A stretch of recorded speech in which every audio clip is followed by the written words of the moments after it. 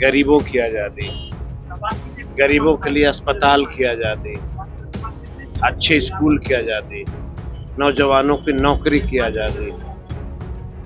हमारे उस गढ़ में जहाँ कलम बांट रहे नेता, आप सबों को मालूम होगा कि यहाँ AK-47 बटा करता था। आज उसी के गढ़ में हम कलम बांट रहे हैं। चिराग जी का एक संदेश देखे हैं कि नहीं आप लोगों ने?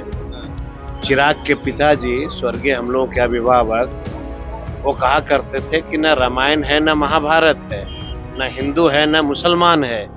जिसके पिता यह कहते होंगे सदन में, जिसको पूरी दुनिया ने देखा, आज उसका पिता, उसका बेटा धर्म का प्रचारक। कोई दलित का बेटा गया अपने शहर के SDO बन जाए, ADM बन जाए, अगर कोई है तो बता दीजिए।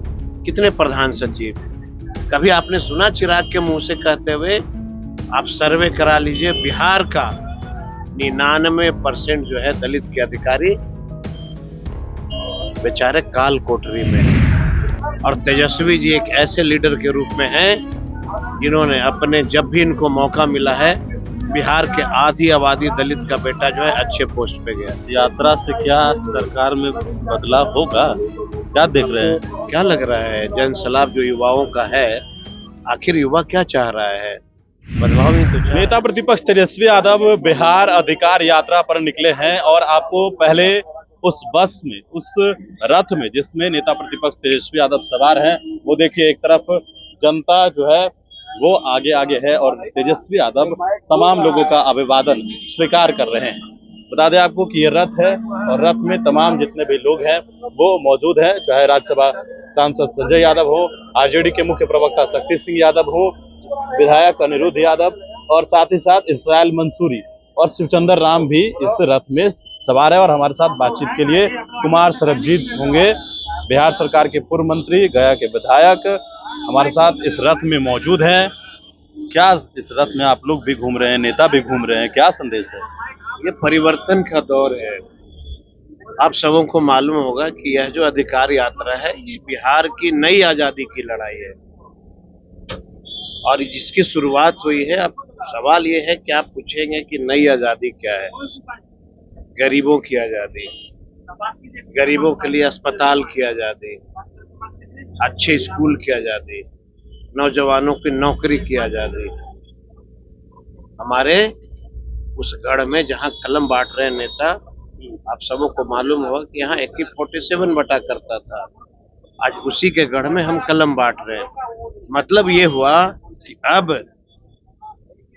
बिहार की नई दिशा तय कौन करेगा? वो तेजस्वी यादव तय करेंगे। और जो आप देखते होंगे, जो लोगों का जो जन सलाब है, ये एक आपको दिशा तय कर दिया कि यहाँ के नौजवान क्या चाहते हैं। अच्छा, आप लोग टी-शर्ट में नजर आ रहे हैं, मतलब क्या संदेश? इस टी-शर्ट का क्या मतलब है? एक संदेश है ना। क्या? चिराग जी का एक संदेश देखे हैं कि नहीं आप लोगों ने? चिराग के पिताजी स्वर्गीय हम लोगों के अभिभावक, वो कहा करते थे कि न रामायण है न महाभारत है, न हिंदू है न मुसलमान है। जिसके पिता यह कहते होंगे सदन में, जिसको पूरी दुनिया ने देखा, आज उसका पिता, उसका बेटा धर्म का प्रचारक। आप देखिएगा, यहां से यहां तक फीता रहता है। देखें कि नहीं आप लोग? धर्म का प्रचार का ठेका ले रखा है। दलित का उत्थान कैसे होगा उसकी चिंता नहीं, गरीब का बेटा कैसे शिक्षित होगा उसकी चिंता नहीं। पासवान के नेता चिराग पासवान है, आप कह रहे हैं? बिल्कुल, इसलिए उनको नेता कहा जाता है पासवान का, कि जब नीतीश कुमार दलित और महादलित बनाकर पासवान के बेटे को नौकरियों से वंचित किया, 44,000 टोला सेवक और विकास मित्र की बिहार में बहाली हुई और नीतीश जी ने पासवानों को वंचित कर दिया। कहा कोई पासवान का बेटा टोला सेवक और विकास मित्र का फॉर्म नहीं भर सकता है, इसलिए वो कहलाते हैं पासवानों का नेता। पूरे बिहार में एक ऐसा कोई जिला बता दीजिए जहां पे कोई दलित का बेटा सिटी SP हो, दलित का कोई बेटा जो है कलेक्टर हो, कोई ऐसा एडीएम हो, कोई ऐसा एसडीओ हो, इसलिए वो दलित का नेता केंद्र में कहलाता है। मंत्री है ना चिराग इसलिए पासवान। मैंने कहा कि आप दलित के नेता कहलाते हो, आप भी तो लेकिन सरबजीत बिहार पासवान में हैं। आपने क्या किया अभी तक? आपको पता नहीं है। तेजस्वी जी के नेतृत्व में जो तेजस्वी जी के सिपाहियों ने जो फैसला लिया 17 महीने में, वो एक इतिहास के पन्नों में दर्ज हो गया। एक आवाज कभी आपने सुना है तेजस्वी चिराग जी का ये कहते हुए कि बिहार में कोई दलित का बेटा सिटी एसपी बन जाए, कोई दलित का बेटा गया अपने शहर के एसडीओ बन जाए, एडीएम बन जाए? अगर कोई है तो बता दीजिए। कितने प्रधान सचिव? कभी आपने सुना चिराग के मुंह से कहते हुए? आप सर्वे करा लीजिए, बिहार का 99% जो है दलित के अधिकारी बेचारे काल कोठरी में है। क्या वो बीपीएससी और आप यूपीएससी इस बन के नहीं यात्रा में आते? चल रहे हैं तो इस यात्रा से क्या ये होना है? यात्रा से ये संदेश जा रहा है कि अधिकार मतलब कहने का मतलब समझिए कि जो व्यक्ति दलित हो वह सेंटिंग पोस्ट में हो। सरकार बनेगा। ये आजादी है कि नहीं है? आपकी सरकार बनेगी। आजादी है, आजादी की लड़ाई। आपकी सरकार एक बात बनेगी। याद रखना, जब बिहार का नौजवान ये आजादी के लिए जब करवट बदलता हो तो हर दलित का बेटा, हर गरीब का बेटा को अपना अधिकार होगा।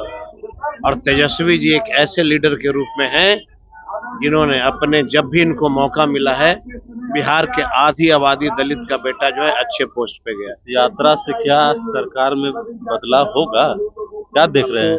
क्या लग रहा है? जन सलाब जो युवाओं का है, आखिर युवा क्या चाह रहा है? बदलाव ही तो चाह रहा है ना।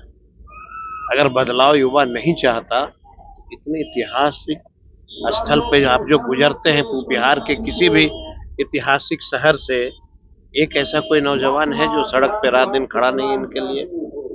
ये बदलाव का संकेत नहीं तो क्या है?